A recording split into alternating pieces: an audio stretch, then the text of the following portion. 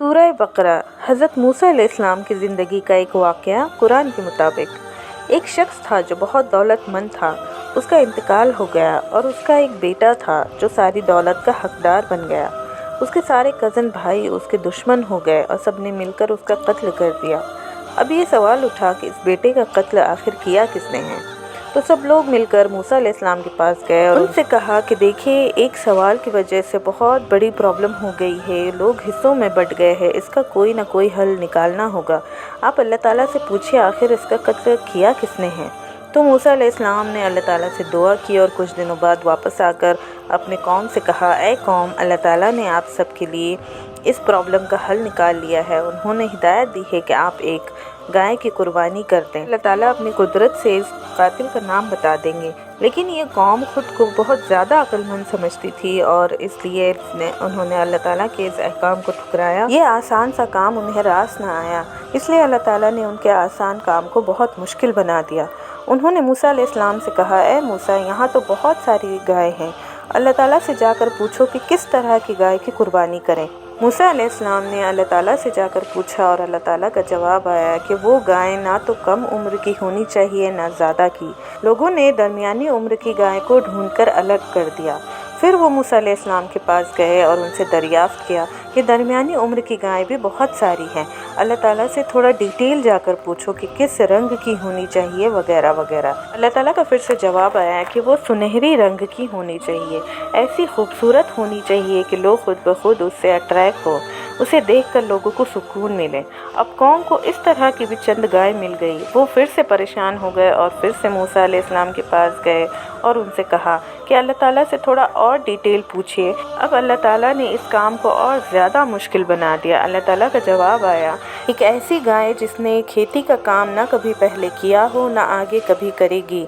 वो एकदम परफेक्ट होनी चाहिए, जिसके जिस्म में एक भी दाग धब्बे ना हो। ये काम बहुत ही मुश्किल था, लेकिन ये नासमझ कौम बहुत खुश हो गई और मूसा अलैहिस्सलाम के पास गई और कहा, अब आप समझने लायक बात कर रहे हैं, और ऐसी गाय को ढूंढना शुरू कर दिया।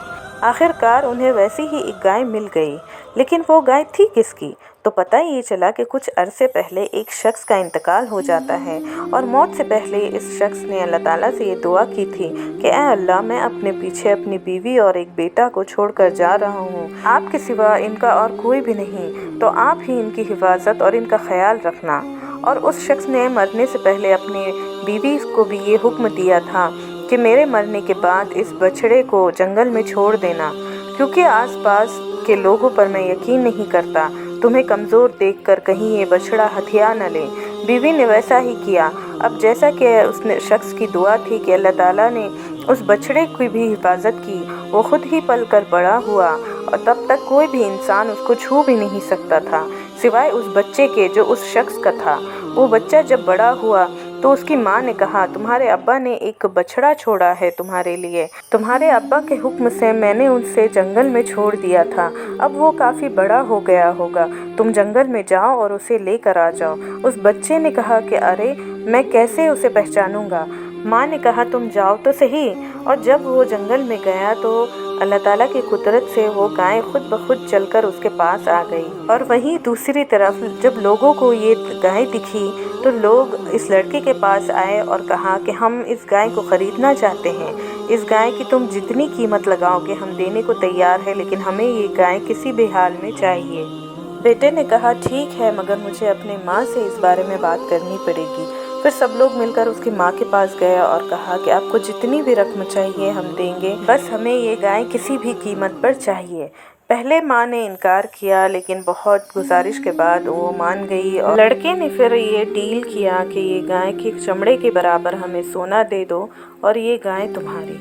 लोगों ने बहुत ही आसानी से उसे ख़रीद लिया और उसकी कुर्बानी कर दी। अल्लाह ताला के हुक्म के मुताबिक कुर्बानी के बाद उसके गोश्त का एक टुकड़ा उस मुर्दे के जिस्म पर मारना था जिसका कत्ल हुआ है।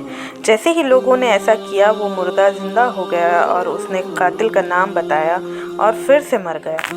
ये कोई कहानी नहीं है, बल्कि ये मूसा अलैहिस्सलाम की ज़िंदगी का एक सच्चा वाक़या है जो कुरान शरीफ में आया है। इससे हमें बहुत सारी चीज़ों की नसीहत मिलती है, जैसे मौत और ज़िंदगी सिर्फ़ अल्लाह ताला के ही हाथ में है।